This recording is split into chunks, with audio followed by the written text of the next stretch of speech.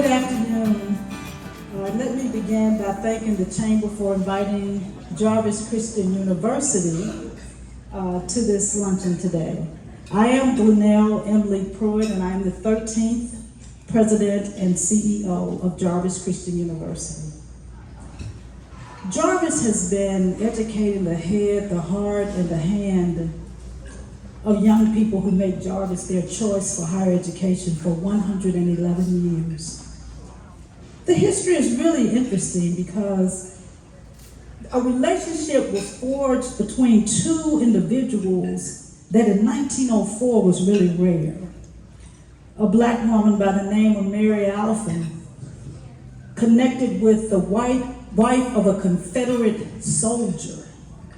And they decided that if East Texas and Texas was going to be the best that they could be, every citizen should have a right to be educated and have the right to understand reading, writing, and arithmetic. Thus, the dream of Jarvis began and in 1912 officially became an institution where everybody and anybody could be educated.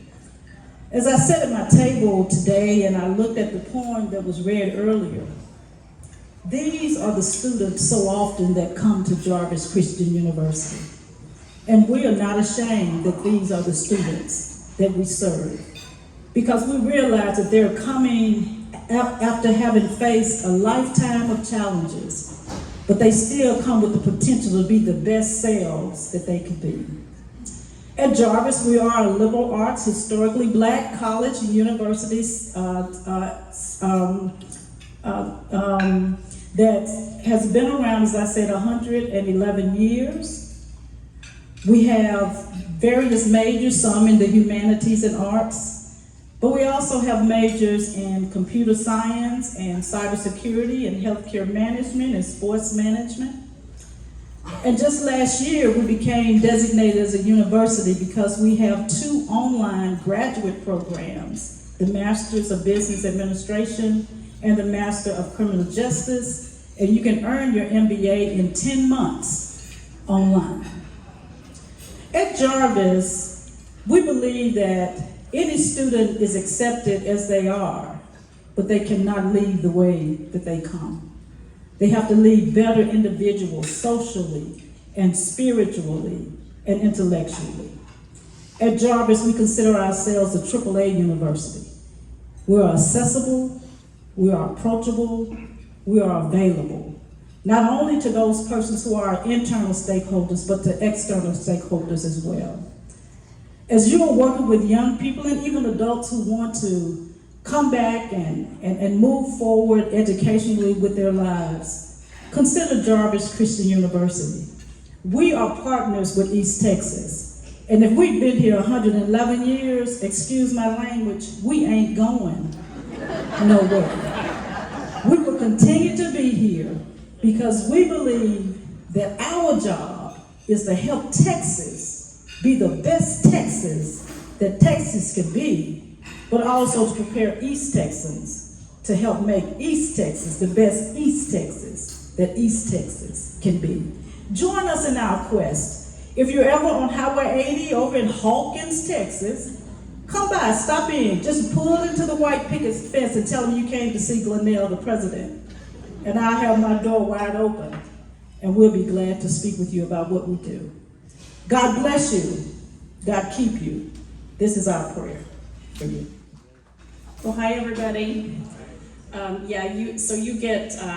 pinch hitting for Juan today. So I will try to share his heart and what he loves about TJC as well, but he is on a much deserved family vacation. He doesn't do that very much. I was telling Dr. Calhoun, it's rare that he goes away for a full week, but he has. And he told me yesterday in text something had come up, and he said, I've only gotten like 10 emails in the last 2 days. I'm like, that's great. I dread what he's gonna see when he gets back, but we're glad he's away and having a good time. But I'm honored to be here, Shelby. Thank you for the invitation. And I'm honored to sit at the table with these folks, and I know they're gonna share more about their institutions as well, but Being part of higher ed in East Texas is a true honor. I was just talking to somebody, I think my friends at UT Tyler, talking about all the opportunities we have here in East Texas. It's truly amazing. It's almost like we're a big metropolitan area where you have all of these choices, and that's great.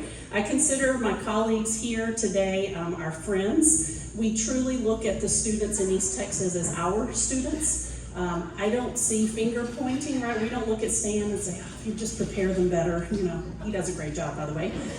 But, you know, we don't point at each other and, oh, if UT Tyler just didn't have those standards. We don't do that, right? We work together as a team, and it's all about student success. So it is a fun place to be. I tell people all the time I have the best job in the world. We all get to change lives every single day, really. And so I'm just going to share a little bit about TJC. Some of you I know were here last year, and you probably heard me say some of the same things, but we are part of one of 50 community colleges in the state of Texas. Those colleges range anywhere from small to very, very large. Your large systems in the metropolitan areas, they can have 100,000 students or so.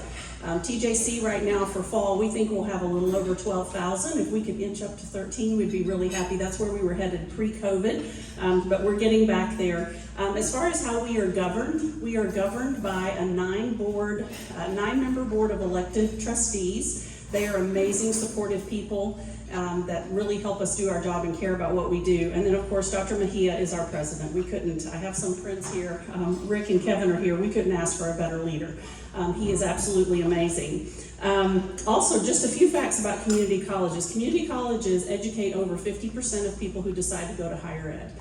And that number grows every year. And I think that is because we are open access. We truly have something for everybody. And my team knows I talk about this a lot. I see us sort of as a wheel, and on the wheel there are many things. And as a student, you can jump in anywhere you want. You can jump in for a non-credit course, you can jump in and do a certificate, a degree. Once you get your degree, maybe you've been working in the field for many, many years, but you can come back and we can give you CEUs. If you want to retool, we saw a lot of this after COVID. Folks came back and said, you know what, I don't want to do what I was doing anymore, or that job's not relevant anymore. I want to upskill, or I want to change my career. So that's what a community college does for the community.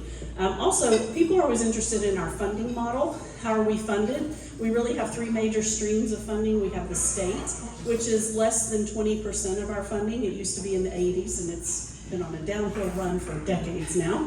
But we make it work. We have student tuition, and then of course we have our tax base. So we are very, very proud that Lindale is part of our tax base, and you guys are great partners with us and great supporters of TJC. So thank you for that. We are, anybody know how old TJC is? And if I told you 5 seconds ago, you can't say. Anybody know how old we are? 97, says a former employee, right? We are 97 years old. We're a legacy college, very proud of that, much like Jarvis. We've been around a minute, and we are looking forward to our celebration coming up just in a few years. We employ over 1,000 employees, that's faculty, staff, part-time, full-time. One thing we're very proud of, and I'll share a little bit more detail about Lindale in a minute, but about a quarter of our registrations are in dual credit. So students are out in the high schools or on our campus, they're getting high school and college credit all at the same time. We serve about 29 school districts, and that also includes some charter and private schools, and a lot of homeschool students as well. We offer about 115 degrees and certificates. What I think is unique also about TJC, about half of those are in what we call academic transfer.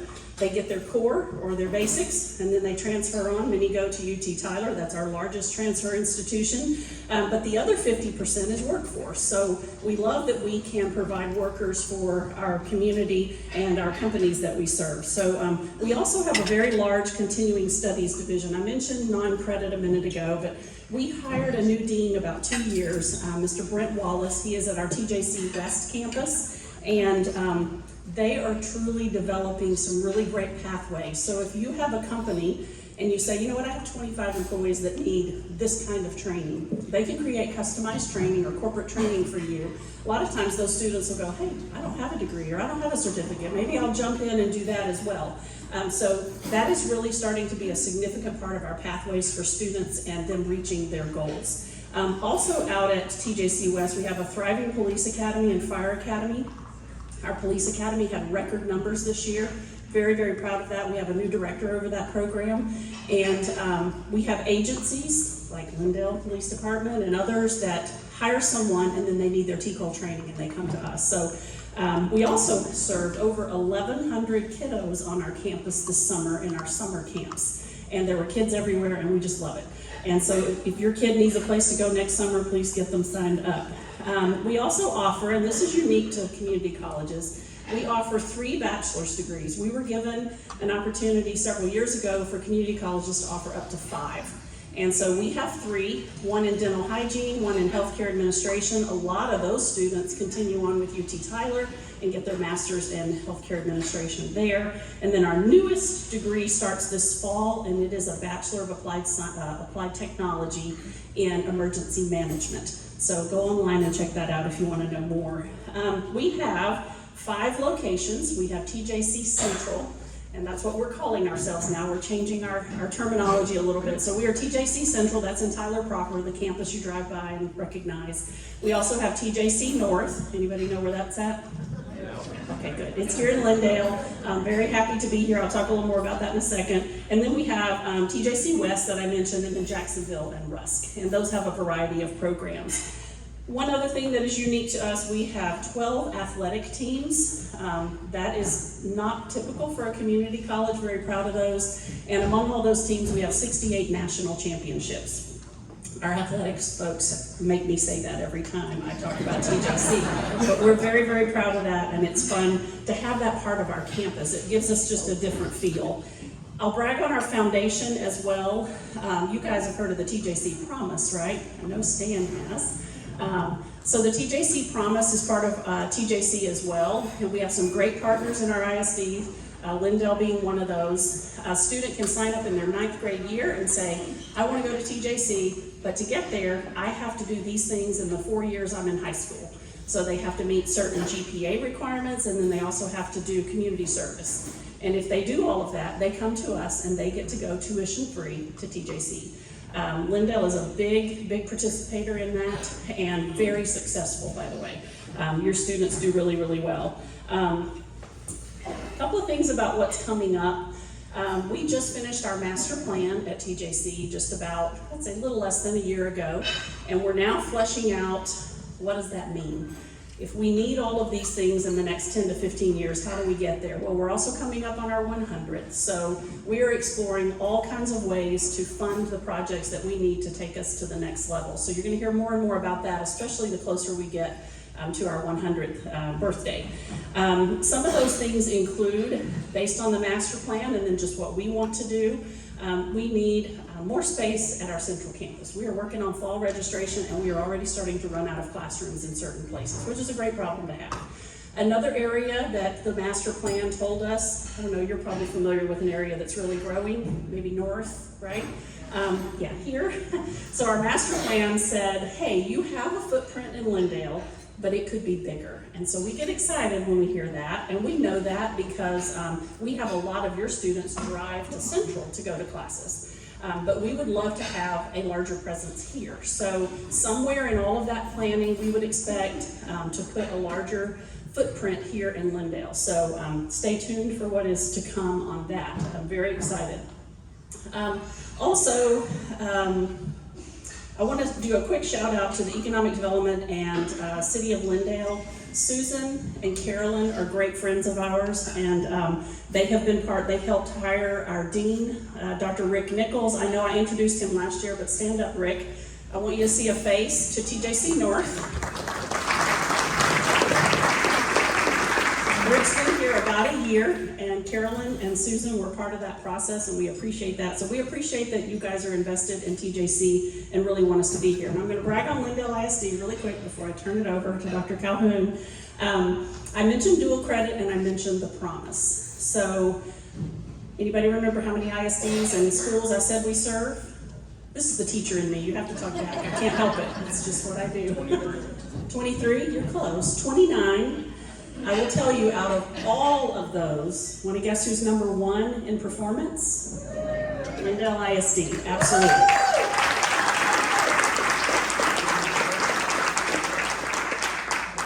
Your students have the highest success rate, A, B, or C, And we also have significant numbers that participate, but they outperform other schools by a good bit.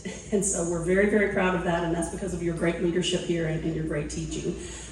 You have over 300 students that usually do about 500 courses per semester, and your success rate is right at 97%. So a lot to be proud of. We currently do, of course, all the academic transfer, the core classes, but we're looking at growing our workforce because more and more students are wanting to do that certificate or degree and maybe not initially go to a 4-year, maybe never, sorry, Dr. Kathleen, but they just want to get that job, right?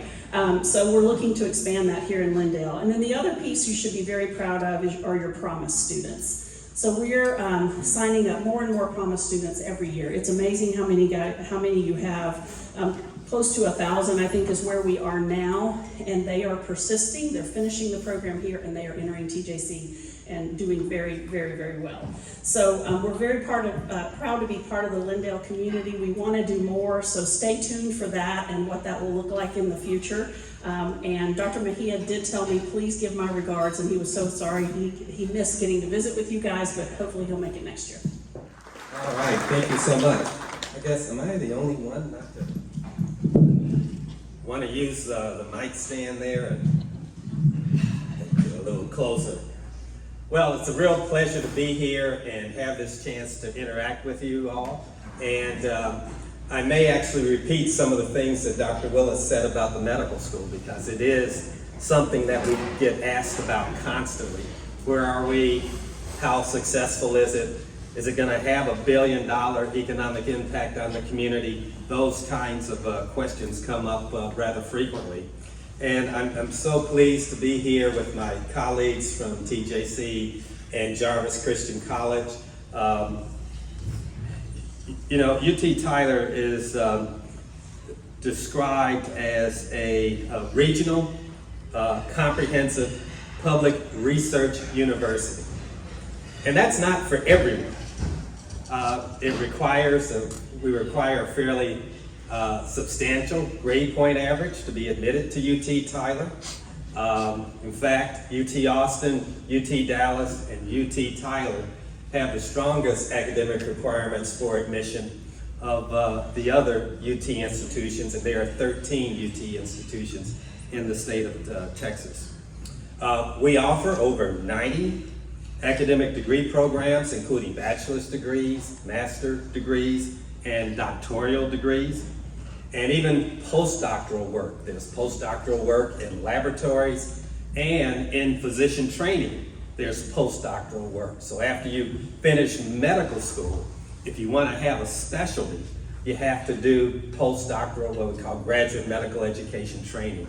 And we have 147 postdoctoral physician residents who are completing training in a medical or surgical specialty or subspecialty. We even train gastroenterologists, for example, cardiologists, people in a whole variety of fields. Our surgery program has already been identified as one of the strongest surgery training programs in the state of Texas, and so we're very proud of that. We have 6 what we call undergraduate colleges, 5 schools, and a university academy. The 6 colleges are the College of Arts and Sciences, the College of Education and Psychology, College of Engineering, our Fish College of Pharmacy, the Souls College of Business, and we have an honors college for students who have demonstrated just really exceptional academic achievement and are moving on to their university experiences. And the 5 schools are, we have a graduate school where all our master and PhD programs reside, School of Nursing, a School of Health Professions, things like occupational therapy, speech therapy, and so forth that require a master's degree or above in order for those people to be fully certified and practice at the maximum level of their educational experiences. We have a School of Medical Biological Sciences, which is embedded in the new medical school that Dr. Willis is the dean of and has responsibility for. We've had a couple of really great achievements this year, to include our engineering school to be listed as one of the top engineering schools in the nation. I'm particularly proud of the chemical engineering program. I'm proud of that because not everybody can do it. And I wish I could say I was responsible for bringing that chemical engineering program here. It was my predecessors who pulled that one off. But a chemical engineering program is exceedingly expensive. So it takes a lot to train a chemical engineer. You should go into those chemical engineering labs, which are about the size of this room, and see all the tubes and pipes and things rolling around and so forth that these people engage with as they go about becoming chemical engineers. And so that's an exceptional program that we have.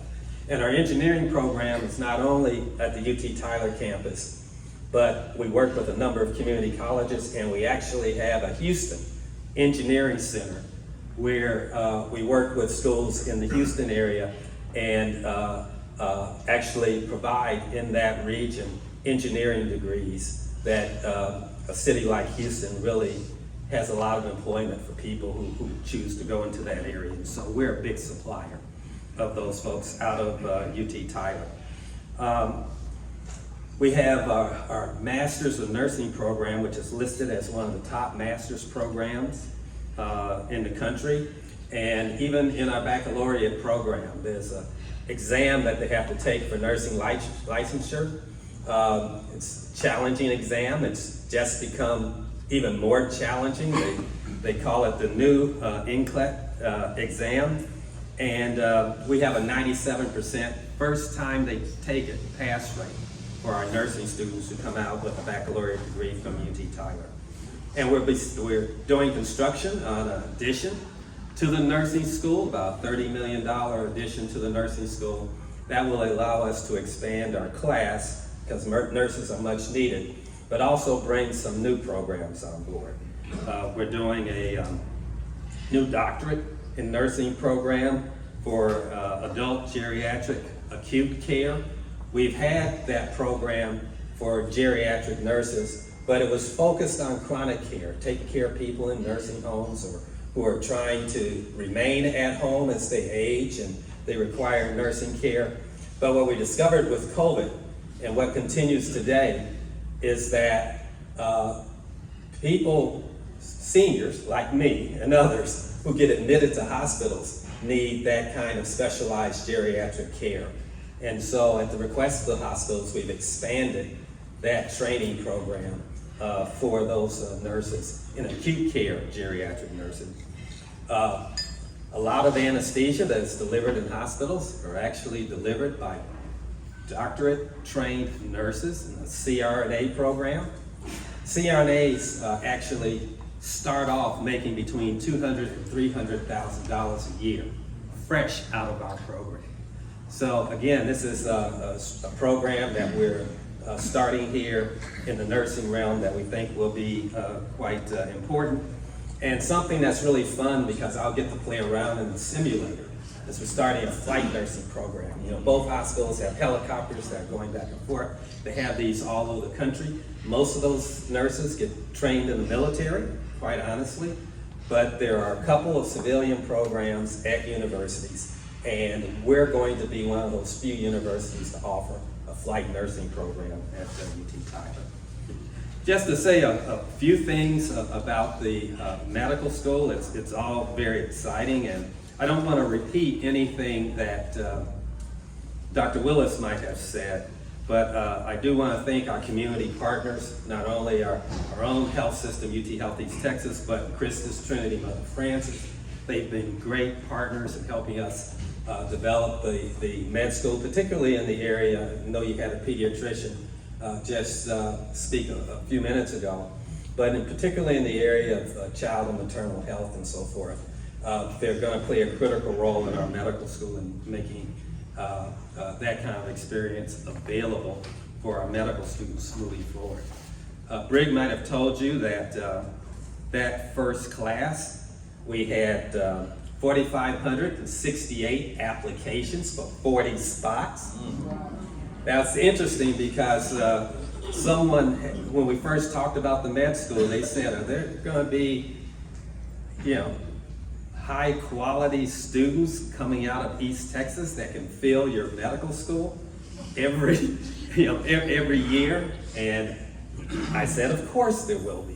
And so we had 4,568 applicants. There was initial screening that came down to about 2,034 applicants to be considered. Eventually, after going through a process, 272 young people were invited to come to Tyler and interview.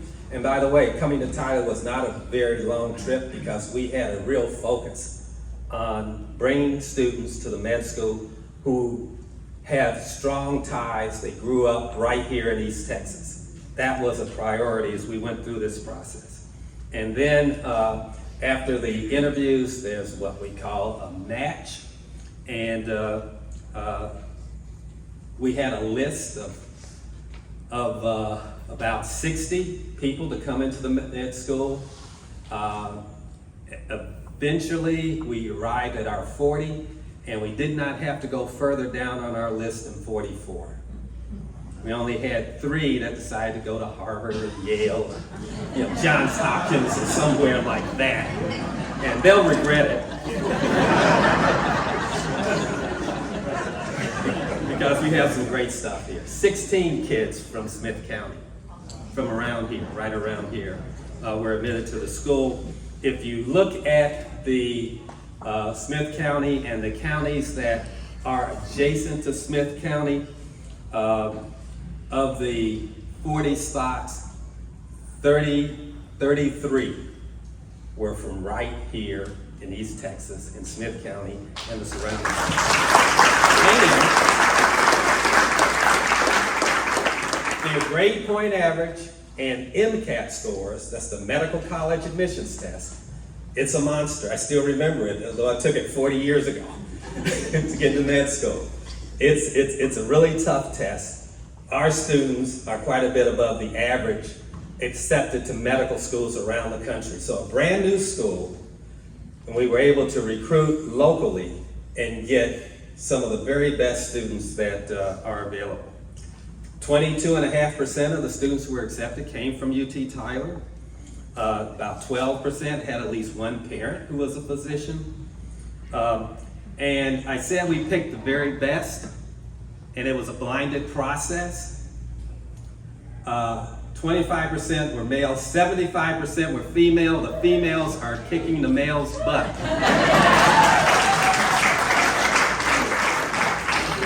At getting it, and it's not just ours. Around the country, those are the numbers you're seeing occur now that the medical profession has opened itself up and made it something that everybody has a fair chance to be successful. If you know of anyone out there, the applications for the next class started May 1st. And those applications will close November 1st. And there's a statewide application process. You go to the state, and all the medical schools in Texas participate in that process. Finally, I want to say something about pathway programs. We want to continue to have that very strong focus on East Texas. We want to have a very strong focus on quality, but I believe in working to make sure that although we want to have fairness, we want to do everything we can to present opportunity. And so places like Jarvis College, Dr. Willis has been there.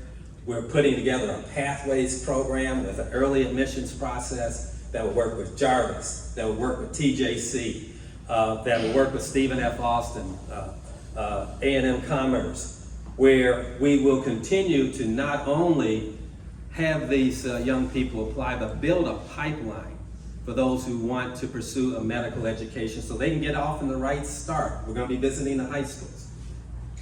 We'll probably spend an awful lot of time in Lindale, making sure that we prepare our people to be very competitive for these kinds of roles. And I'll conclude by saying that UT Tyler's done well because we've had great support from a number of leaders. Certainly I spend a lot of time and had great support from Senator Brian Hughes, from Representative Cole Hefner, the rest of the East Texas delegation. It's good to have the chairman of the Board of Regents, Kevin Eltife, in your town. That's always a good thing to have and to be helpful in the development of UT Tyler. And thank the whole East Texas community for the great job you do and for how much UT Tyler has been supported in its medical school effort and other endeavors that we pursue. So thank you. We planned this out so we'd have a pattern and it get a little longer for each speaker that comes up here. So, they didn't give me a slide, a PowerPoint where I could go on and on. So this morning I dotted down a few highlights about Lindale ISD, and I got 4 pages here to talk about. But first I want to congratulate TJC and UT Tyler. Recently they announced the start of the UT Tyler TJC Promise, and what a special program that is. We've been blessed for several years with the TJC Lindale Promise. That's where our students, if they'll act right, have good discipline, have good attendance, and make good grades, and do the community service, they're promised a scholarship for 2 years to TJC. What a blessing that is. And now UT Tyler's partnership with TJC, and then students, families with income, I think under 80,000, they can continue that program where they get 2 more years free of tuition and free. So a family literally, I would estimate that's about 25% of our kids. They're eligible for 4 years of free tuition and fees at a great junior college and a great university at UT Tyler. So thank y'all for doing that. All right, and we'll go through some things, and I don't think we're doing any questions at the end, are we? So, You're probably not going to give them enough time. okay. All right, I'll try not to be too long. Lindale ISD has about 4,500 students, and we grow every single year. We could exceed the 4,600 students very easily. Last year we grew about over 200 kids, and you think, well, that's not that many. Well, really it is. We're a fast growth district.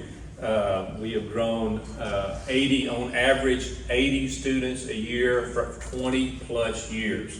And just think, if we stay at the average growth at 80, in 5 years that's 400 students.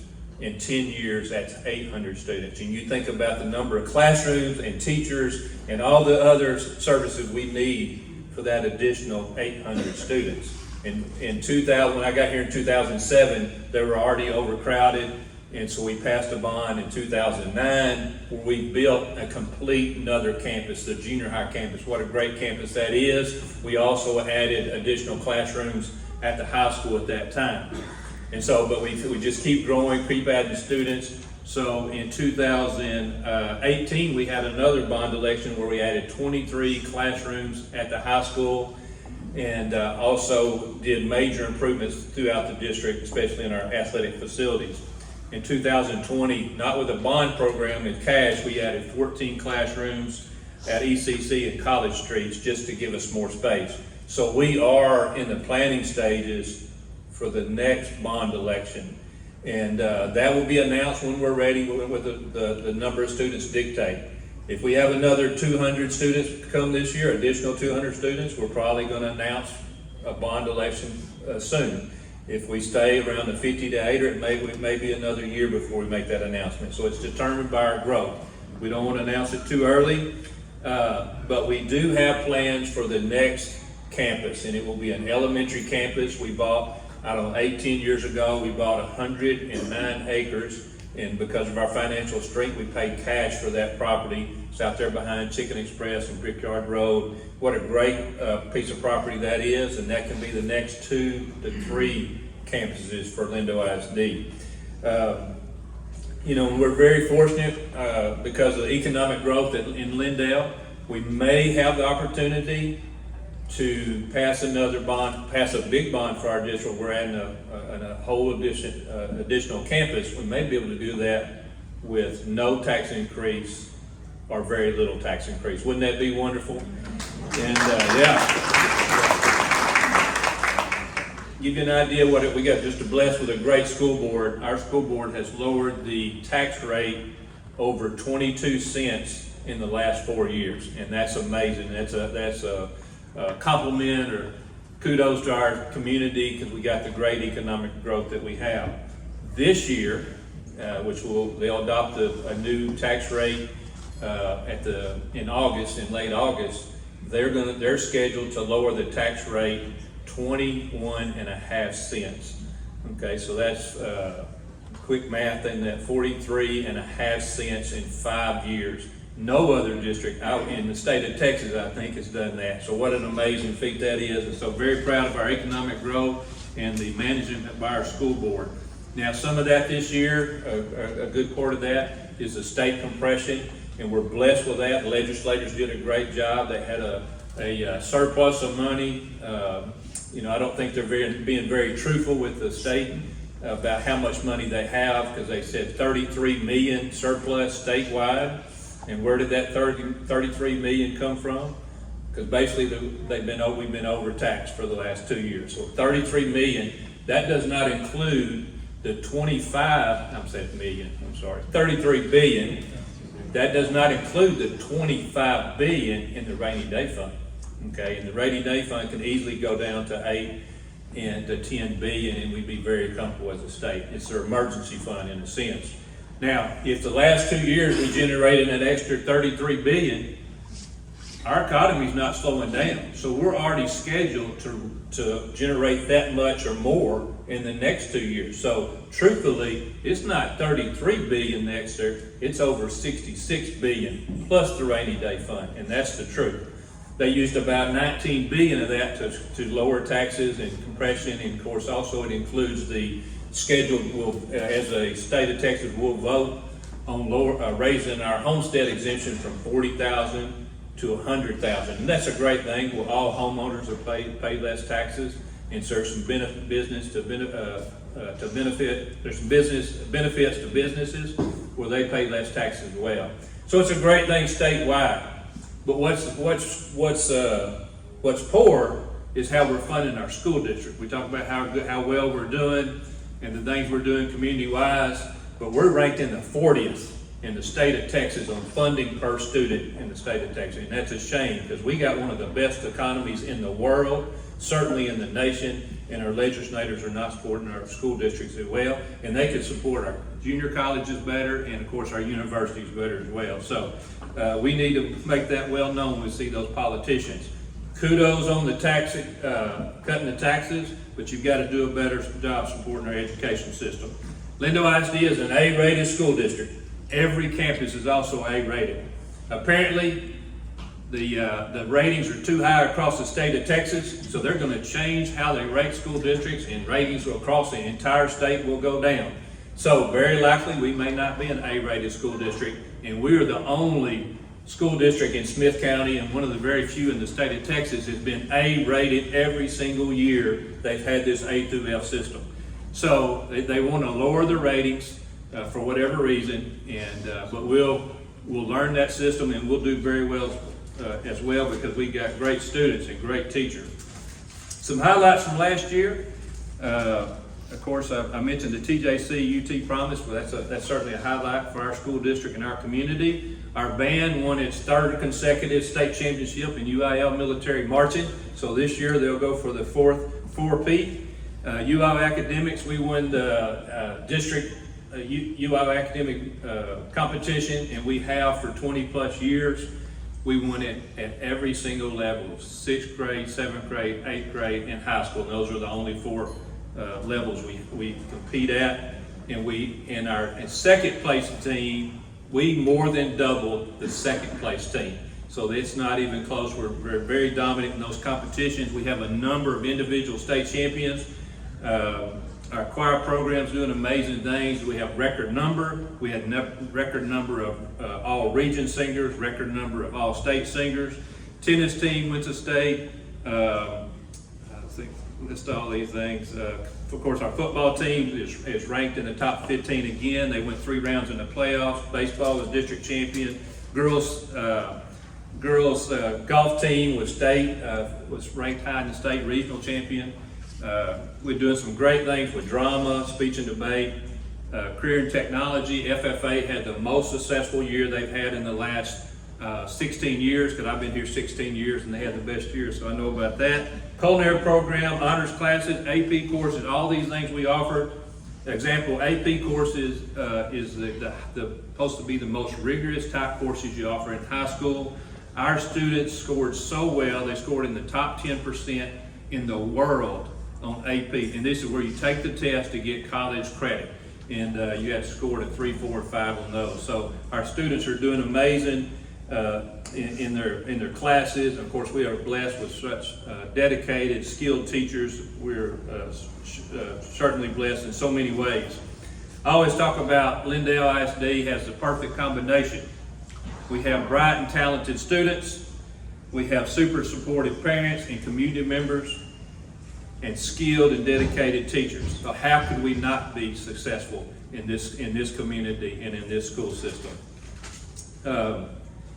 So in closing, I just want to thank you for your great support to our school district. Lindale ISD has never failed a bond election, and most communities can't say that. So a big part of the reason we are so successful is the great community support, great parental support.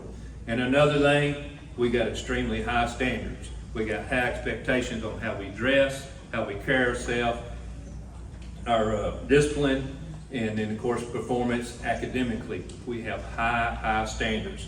We call that the Lindale way. And so keep supporting us, and thank you for allowing me to speak today. And that wasn't too long, was it?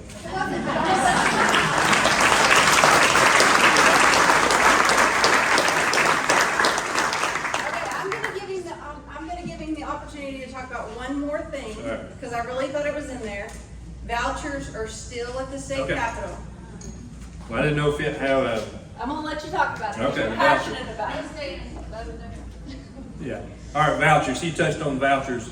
School district, in the funding part I touched on, we basically did not get any extra money. So at a time when the state of Texas has more surplus money than they ever had before, and it's not even close, we did not get any additional funding. Teachers did not get a raise, okay? Because every bill, and I think there was 5 major bills that would give schools extra funding and teachers extra pay. They had tagged a voucher onto them, and they would not pass. Vouchers cannot pass on their own merit. And if they can't pass on their own merit, they're not worthy, okay? And let me tell you what the real reason that vouchers are being tagged on, and this is being very, very blunt. Our governor is pushing this. If it wasn't a major push by our governor, it would not hardly be mentioned in the legislation. Our governor wants to advance to a higher office in Washington. He wants to be more attracted to be appointed to a cabinet or even be a candidate to run for president. And this is one of the things he thinks he has to check off on to be that quality of a candidate. And it's not true. He's just mistaken. He also touts that public schools across Texas are teaching a woke agenda, and that's an absolute lie. Schools in Texas are not teaching woke agenda. He said also that teachers, and he said this, I heard him say it himself in Tyler. He come to a private school in Tyler, that teachers are indoctrinating students. That's an absolute lie, okay, to try to get his agenda passed. It is not true. Unfortunately, some of our local representatives are supporters of vouchers. Cole Hefner, Schaefer, and Brian Hughes. Those are that are supported the voucher. So every time it's been voted on, they vote in favor of it, the voucher. Let me tell you, vouchers are not a conservative principle. It's giving money to families to go to private schools. In many of the states that's already passed this, most of the students that got the funding were already in private schools. Okay, so it is basically money that be filtered to wealthy families, and that's not a conservative principle. Also, vouchers have no accountability. There will be no A through F testing to see how that school district's doing or how that program's established. So it's not a conservative principle. So for the conservative Republicans to push this, it's a shame.